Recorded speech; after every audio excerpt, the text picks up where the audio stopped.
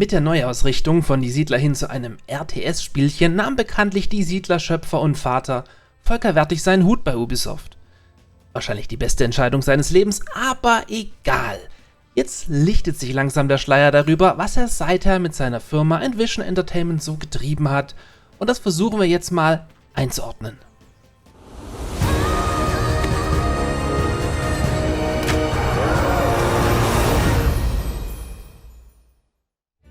Der Nagel muss tief sitzen. Schließlich ist Volker Wertig mit seinem Ausscheiden bei Ubisoft komplett abgetaucht. News, Interviews etc.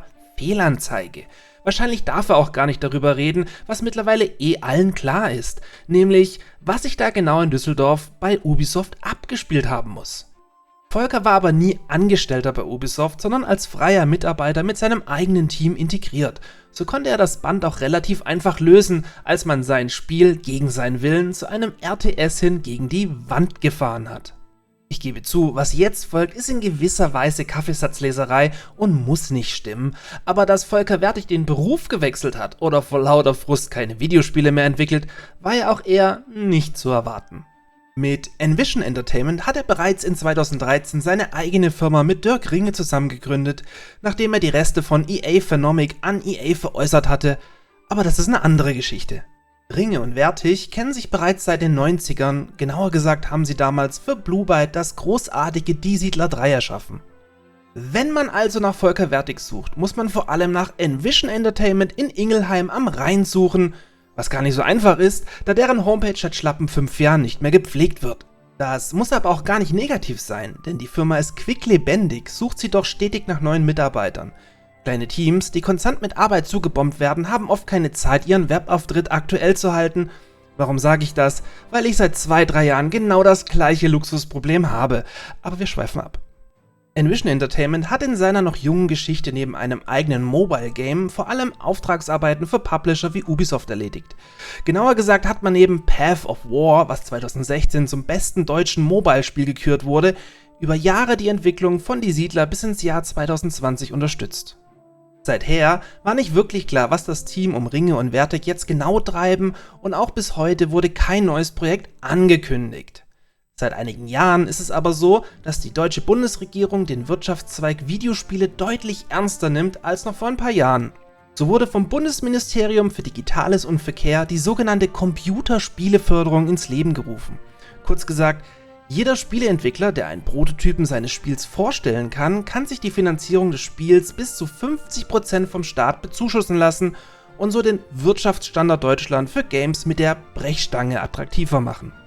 Das Tolle dabei ist, dass hier nicht im Geheimen Gelder verteilt werden, sondern offen kommuniziert wird, wer für was wie viel Geld erhalten hat. So hat als Beispiel Ubisoft Mainz bereits insgesamt über 2,6 Millionen Euro erhalten, um an Anno 1800 zu arbeiten, was nun in einem Konsolenport mündet, der wie gesagt zu 50% vom Staat bezahlt wird. Envision Entertainment wiederum hat 2021 für das Projekt Phoenix, ein Aufbaustrategiespiel, 199.360 Euro erhalten und viel wichtiger, jetzt in 2022 nochmal über 1 Million Euro für die Produktion des Fantasy-Aufbau-Strategiespiels Prometheus erhalten.